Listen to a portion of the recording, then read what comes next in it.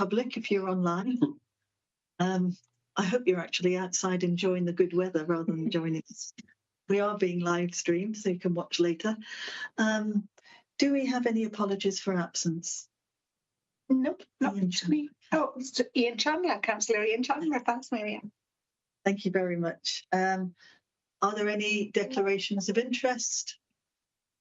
Thank you. We'll move on to the first substantive item, that social partnership duty report. Thank you, Leader. I'll take that report. The social partnership duty is a framework designed to enhance collaboration between public bodies and social partners, such as trade unions and employers.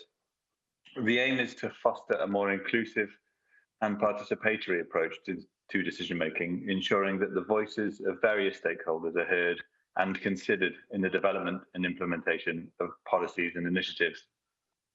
To ensure compliance with sections 15, 16 and 18 of the Social Partnership and Public Procurement Act of 2023, Monmouthshire County Council must meet 4 statutory requirements. One of those statutory requirements is that the Council must prepare and publish an annual report detailing compliance with the social partnership duty. This inaugural report highlights the progress made in fostering social partnerships over the past year. Key achievements include positive collaboration, improved stakeholder engagement, and successful implementation of joint initiatives. The report also outlines future priorities, such as strengthening trade union involvement and promoting inclusive decision-making processes. I propose that we approve the Social Partnership Duty Report for 2025 to enable the report to be published under the statutory duty and for proposed activities to commence. Thank you. Thank you very much, Councillor Carrallard, and it's good to see that the report has been seen by and has the agreement of our trade unions. It indicates that we're well in train in strengthening and enhancing our partnership arrangements. We have just one recommendation, which is, as Councillor Carrallard laid out, is to approve this report. Are we agreed, Cabinet? Could you just nod your head, raise your hand?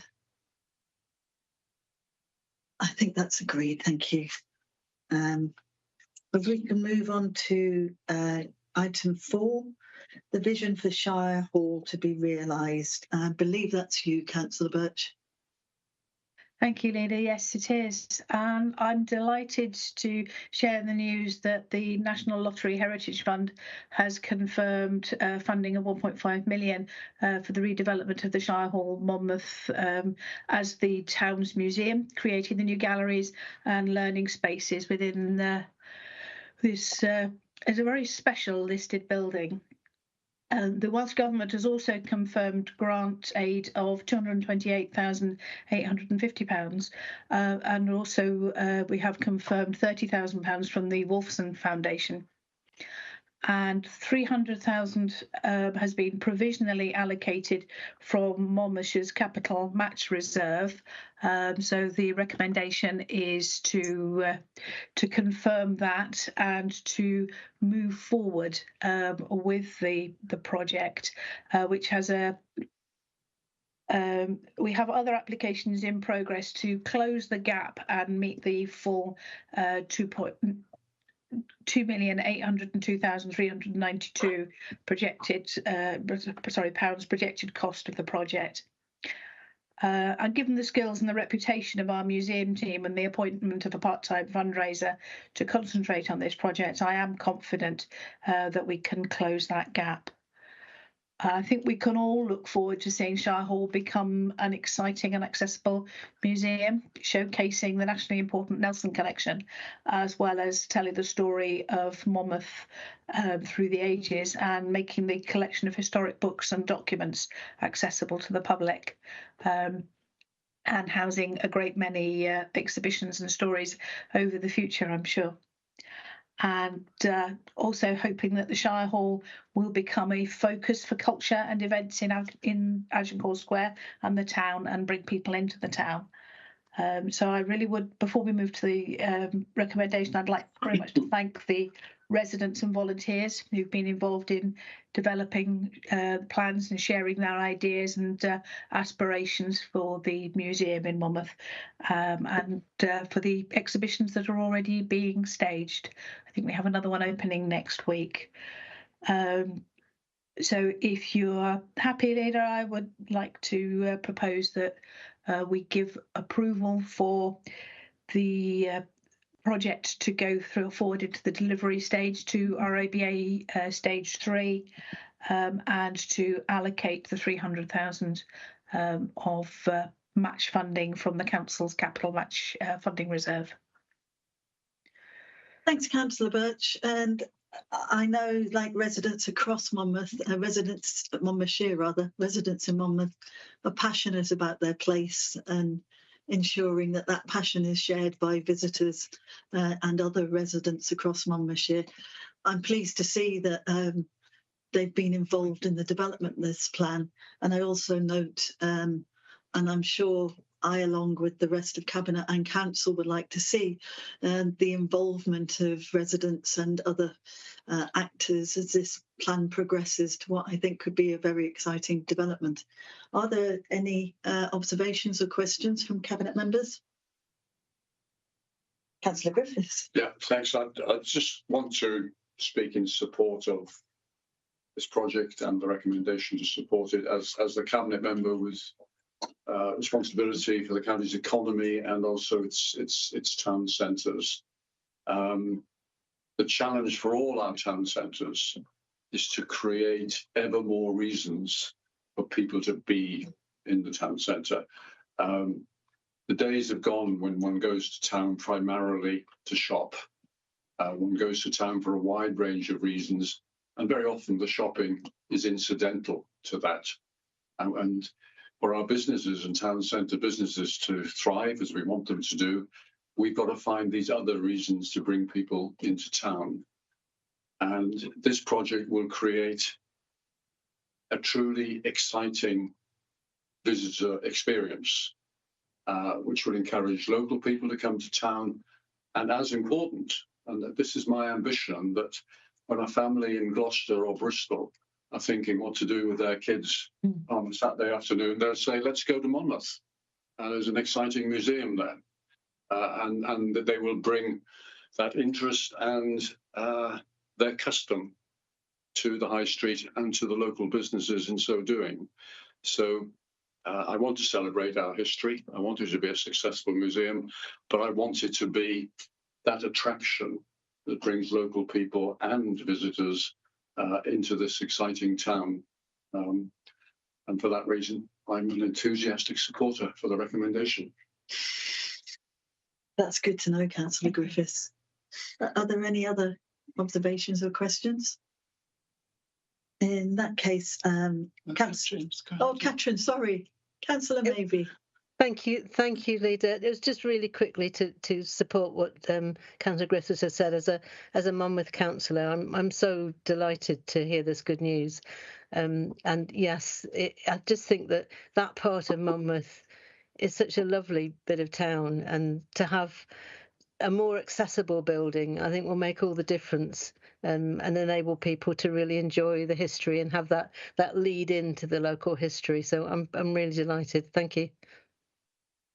Thanks, Councillor Mabey. So Councillor Birch has brought before us 3 recommendations, which she has indicated.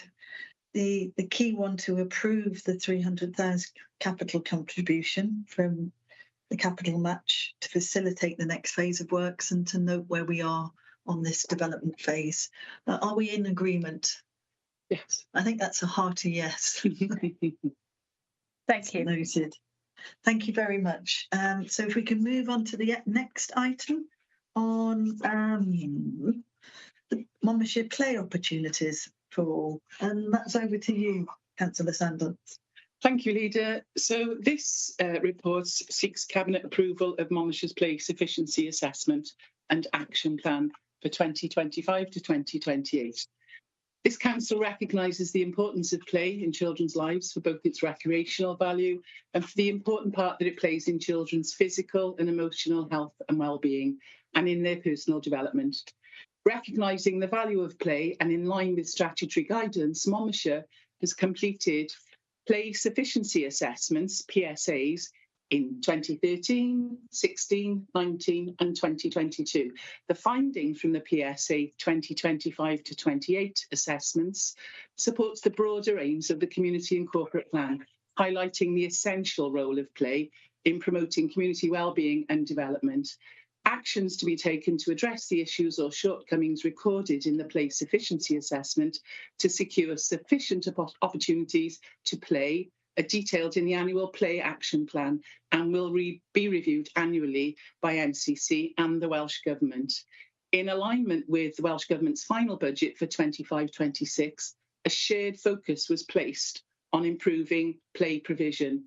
And as part of this initiative, £5 million in capital funding was allocated to local authorities to enhance their play spaces, to renovate playgrounds and support the development of inclusive and accessible play opportunities.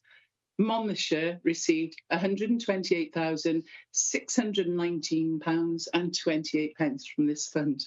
An independent assessment of Monmouthshire's fixed play areas was undertaken in 2019, a thorough review designed to evaluate and enhance the quality of play opportunities throughout the county. There is a clear commitment to conducting these evaluations more regularly now, with reassessments taking place at a minimum whenever improvements or upgrades to play facilities are made. When refurbishing or replacing play areas, the two key priorities are accessibility and sustainability.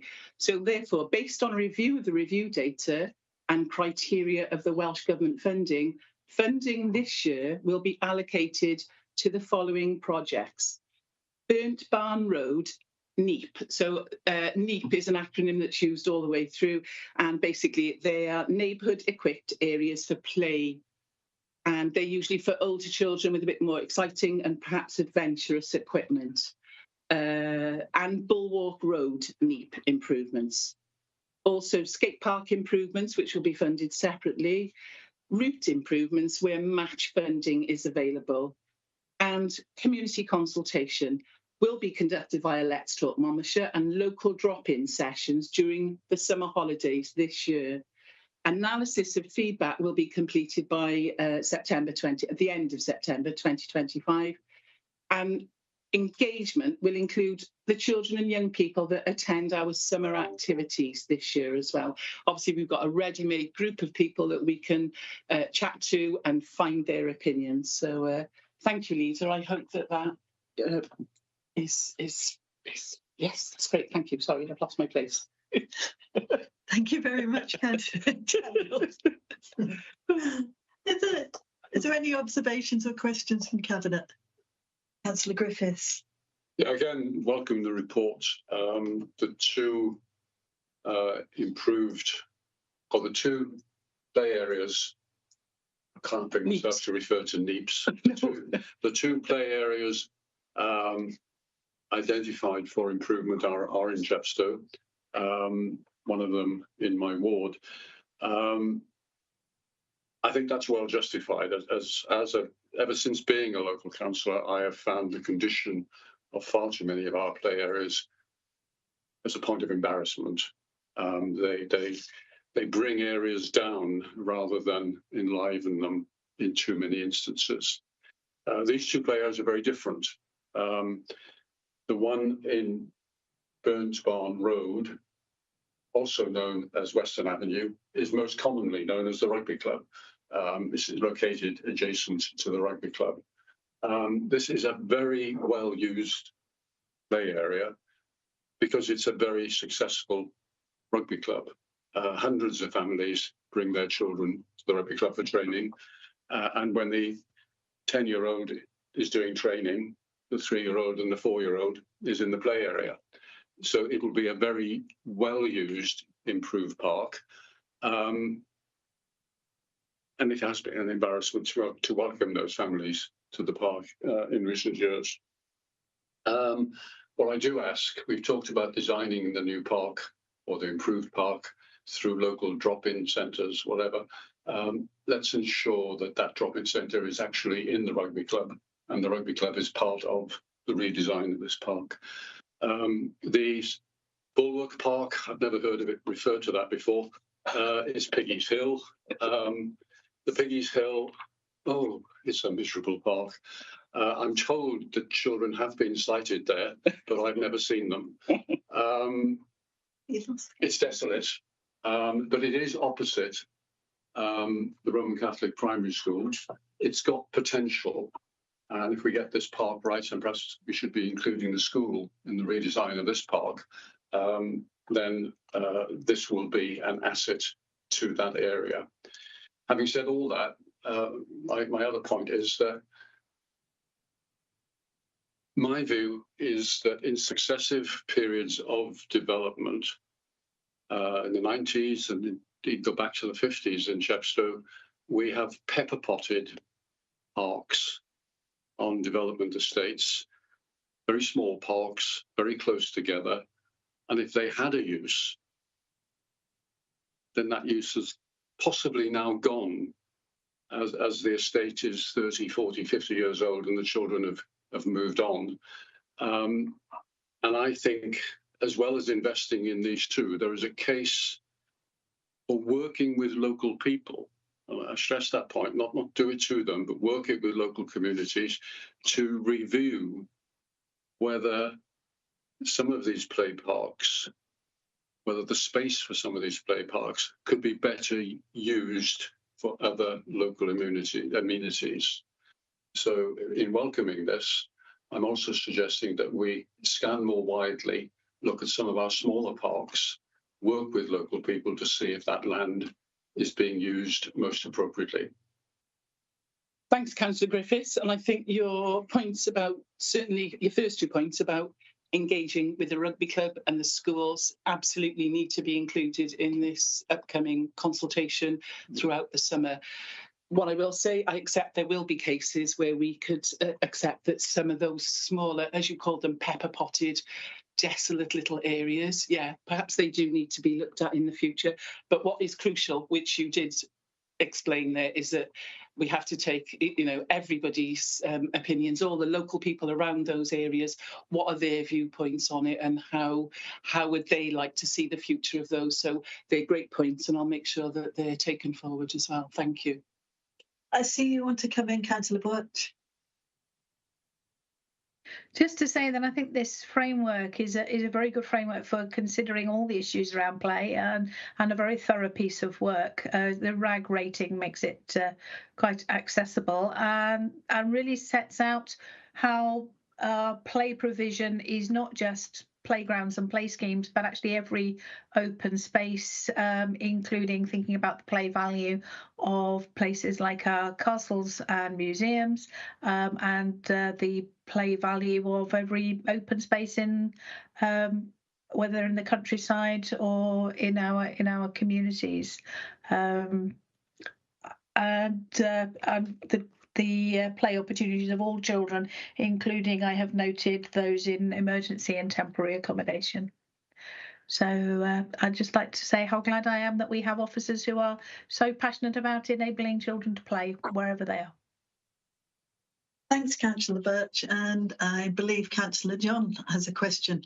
I hope you're okay, Councillor John, because you've been staring at the screen with a furrowed brow since you joined us. I hope all is well. Listening intently. Good afternoon, everyone. Hope you're all well. Obviously, great news for families and children living close to these two parks in Bulwark. But clearly, the sum doesn't touch the sides, does it, in terms of what's actually needed to bring play areas in Monmouthshire up to a decent standard? And obviously, this you've only looked at play areas in the main towns for funding, whereas I think we also need to undertake an audit of rural play areas because there are many villages in Monmouthshire that are equally deserving of investment. Do you agree with that? Thanks for that question, Councillor John, which will obviously be of interest for, you know, all of our residents throughout the county, but especially those in rural areas. I will let you know, though, that all play areas across Monmouthshire were included in the initial scoping exercise, encompassing those in rural areas, as well as those managed by town and community councils and housing associations, not just in the large towns.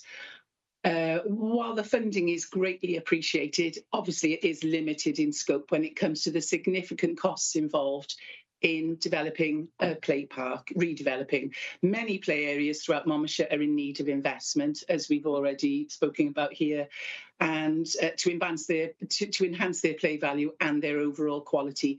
Given the level of funding that was available and the specific criteria that was attached to it, a decision was made to prioritise NEEPs. Okay, you all know what that means now. These sites offer broader accessibility and they cater to a much wider demographic, including various age groups. Focusing on NEEPs ensures the funding has the greatest possible impact by addressing a diverse range of play needs across the community. The Play Action Plan includes a commitment to engage with town and community councils to discuss the play parks within their areas in future, identify their local priorities and explore opportunities for future funding. I hope that answers your question, Councillor John. Thank you. Okay, thank you. Thank you.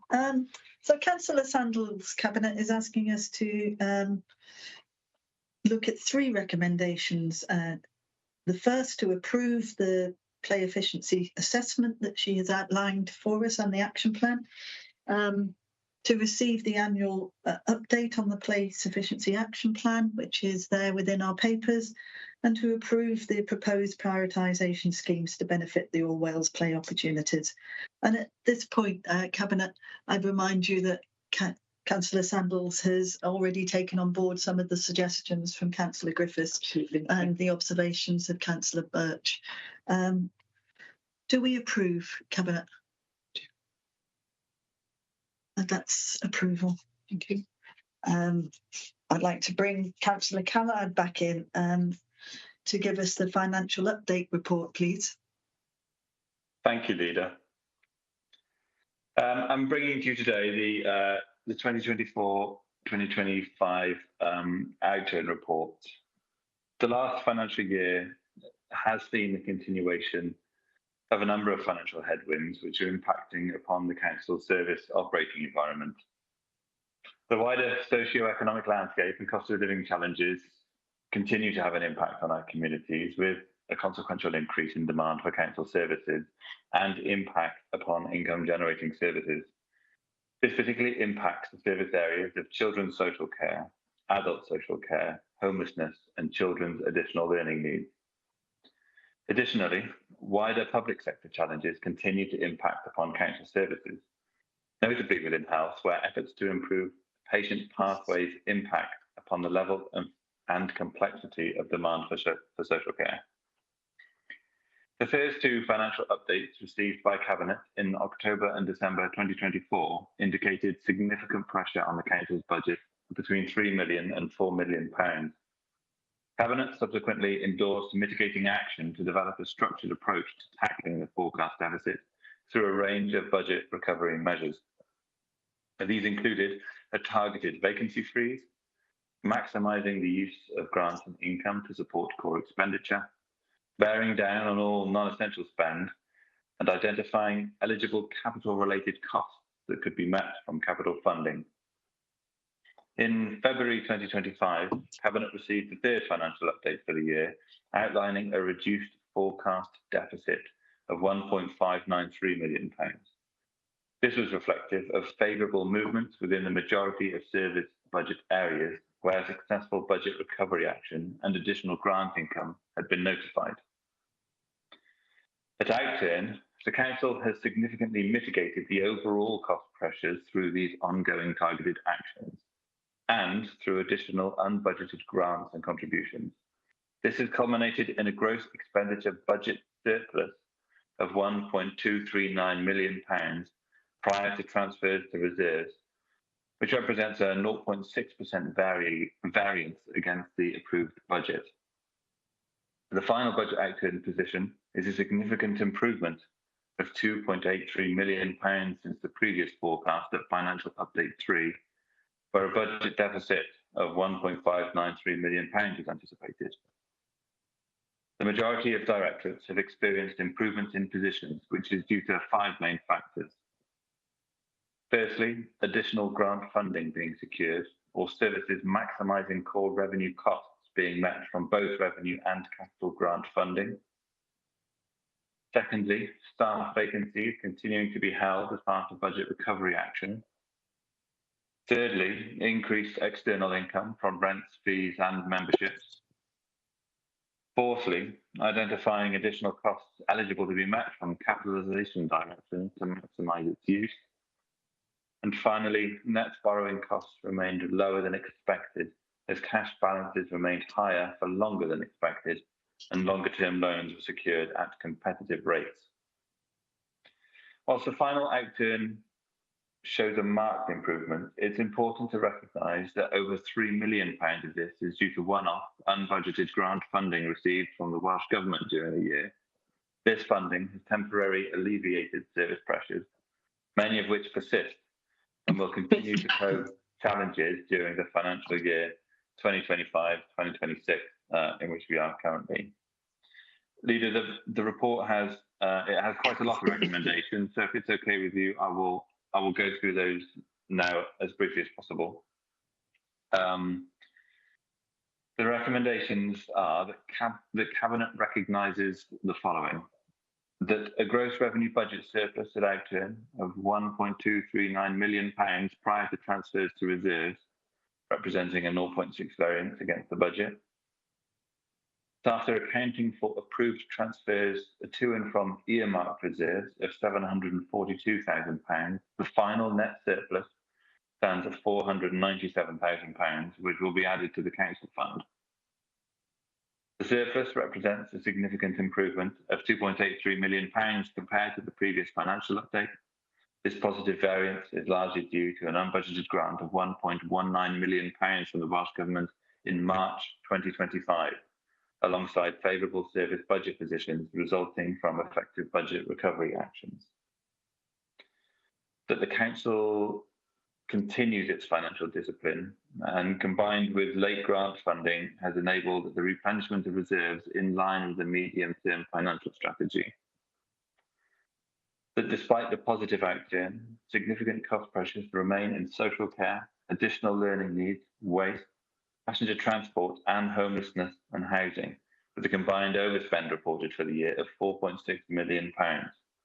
While some of these were addressed in the 2025-2026 budget, these areas continue to pose financial risks.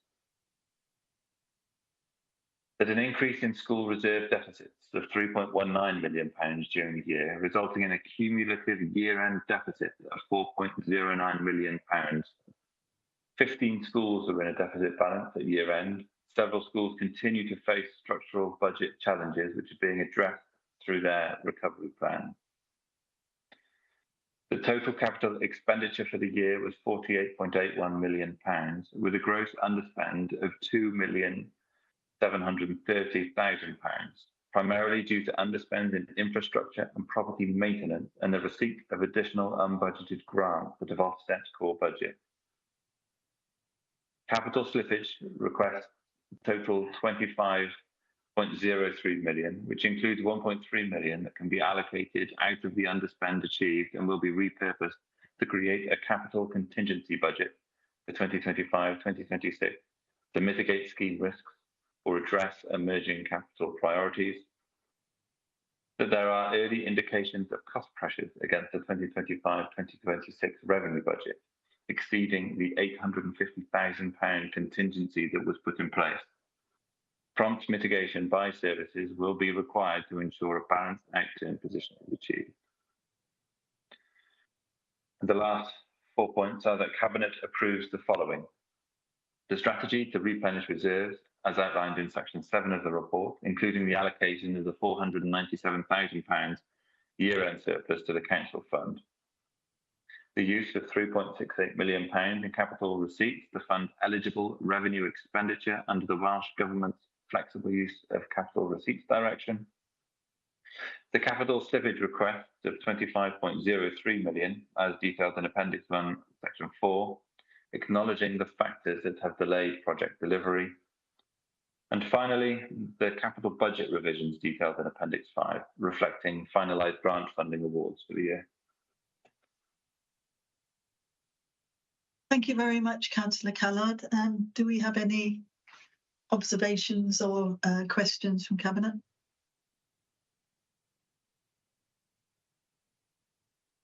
I would, before I bring in Councillor John, who does have some questions, I'd like to thank Councillor Callard and the whole of the finance team for the timely bringing to Cabinet of this outturn report.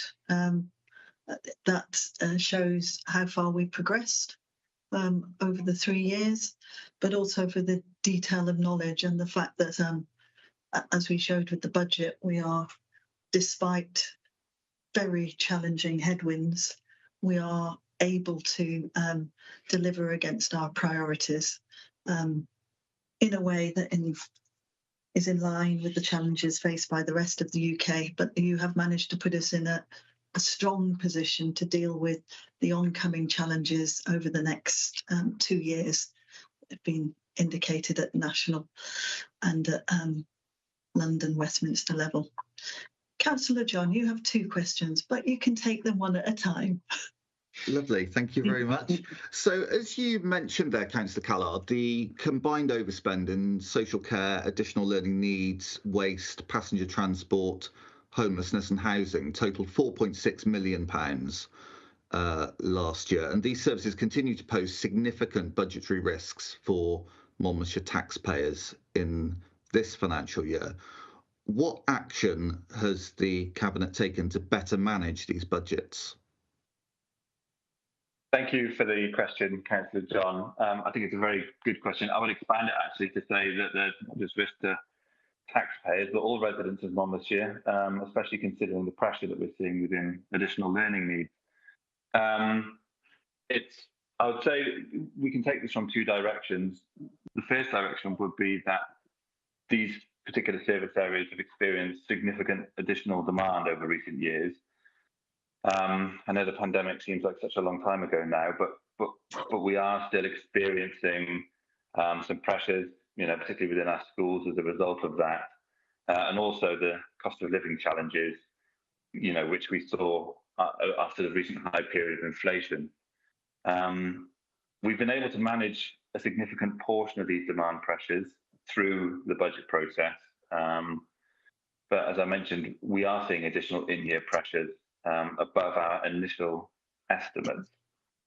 The Council's successfully managed in-year pressures in recent years through mitigating actions such as maximising grant opportunities, minimising non-essential spend and holding staff vacancies. There's also been more strategic action, as you'd expect, through more transformative work in these service areas, primarily focusing on a preventative approach to help in demand management. The Council's Evolving Change programme, guided by strong financial governance, aims not only to address financial pressures, but also to modernise services and improve outcomes for residents.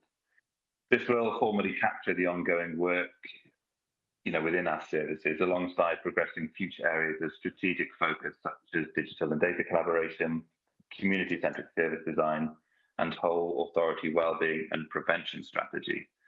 So that speaks to the demand side of the equation, but on the other side, we've got our forecast. I think it's a valid question in that we forecast an increase in demand for these services, but often the increases are over and above that which we forecast. And so on the other side, we're also constantly reviewing our forecasting modelling to make sure that we are not being too optimistic or indeed too pessimistic with our budgetary forecast for demand across these service areas.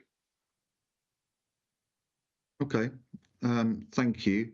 Moving on to a different issue, given the really quite chronic and potholed state of the county's roads, I think residents will be quite shocked to see an underspend of £136,000 in highway external works. Surely there are outstanding road repair projects that this money could have been spent on. Why was this money not reinvested in our roads and fixing potholes? Thanks for the question, Councillor John. I think it raises an interesting topic, actually, which is, often on budget lines, these things are called underspend. In some cases, they are an outperformance, which is the case in this. This underspend relates to work that the council carries out for other bodies and where we generate income. And in this case, we generated income over and above our budgeted income due to additional demand for these works. The works which we budgeted to spend on our highways, we spent that on budget, and in fact that outperformance of £136,000 that we've generated has offset wider cost pressures within the infrastructure directorate, and unfortunately, I wish it was, but it's unavailable to be reinvested in additional highways work. Okay, thank you. Thanks very much, Councillor Callard, and to Councillor John. Councillor Callard has indicated that there are 10 recommendations attached to this report, which he clearly outlined, so I don't propose to read them out. I do propose to take them in full. Are we agreed with the recommendations as laid out in the report, Cabinet?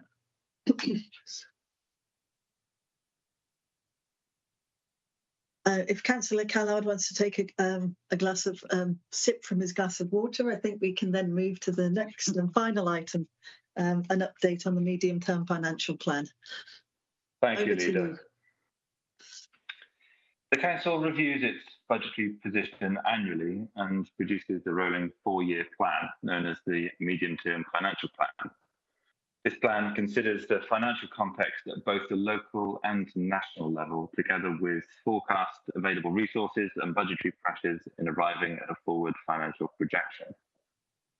This report presents the 6-monthly update of the Council's Medium-Term Financial Plan and outlines the context and framework for the budget for the financial year 2026-2027, together with a high-level indication of the financial outlook over the medium term. The updated medium-term financial plan projects a £13.6 million budget gap for 2026-2027, rising to a cumulative £38 million gap by 2029-2030. This reflects updated assumptions around pay inflation, non-pay inflation, superannuation rates, and service pressures. The Council has operated in a challenging financial environment since 2010, delivering over £83 million in savings in that time and absorbing more than £31 million in cost pressures in the last 2 years alone. Despite these pressures, the Council has maintained a strong track record of financial resilience and effective resource management. The Council faced significant in-year pressure in 2024-2025, particularly in children's and adult social care, homelessness and additional learning needs. As we've just heard in the previous report, these were driven by the ongoing cost of living crisis, inflationary pressures, high interest rates and workforce challenges. Early forecasts projected a deficit of up to £4 million. However, as you've heard, through targeted recovery actions and additional unbudgeted grant funding, the Council achieved a £1.239 million surplus before transfers to reserves.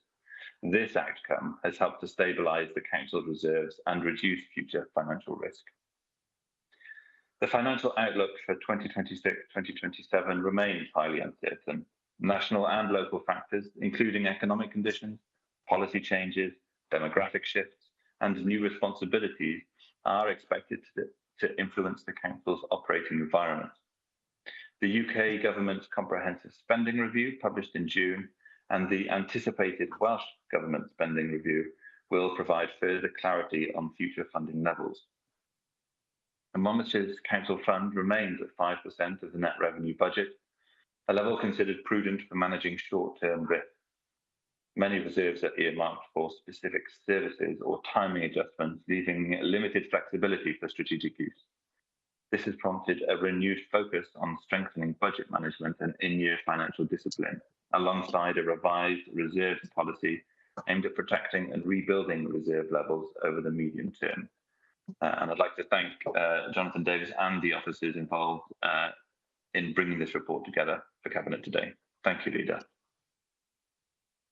Thanks very much, Councillor Callard. I think the whole of Cabinet would join in thanking Jonathan and the rest of the financial team.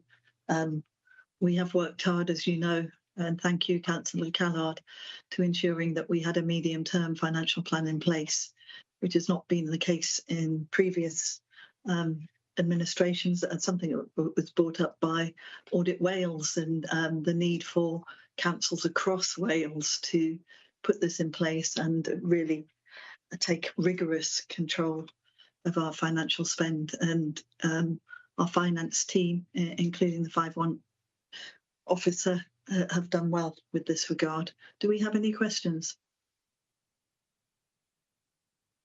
In which case, I will bring us to the 3 recommendations to note the updated projected revenue budget shortfall of 13.6 million for 2026-27, and a cumulative shortfall of 38.0 million over the medium term.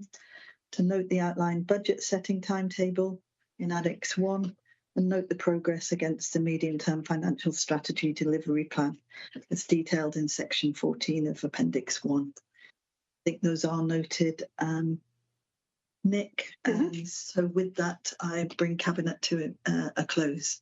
Thank you very much, everyone. We've got time to enjoy the rest of the evening. You can unfurrow your bow. Councillor John. Thank you. Thanks, everybody. Bye-bye. Thank you. Thank you all. Bye. See you tomorrow. Thanks. See you tomorrow. See you Bye. tomorrow. 5:10.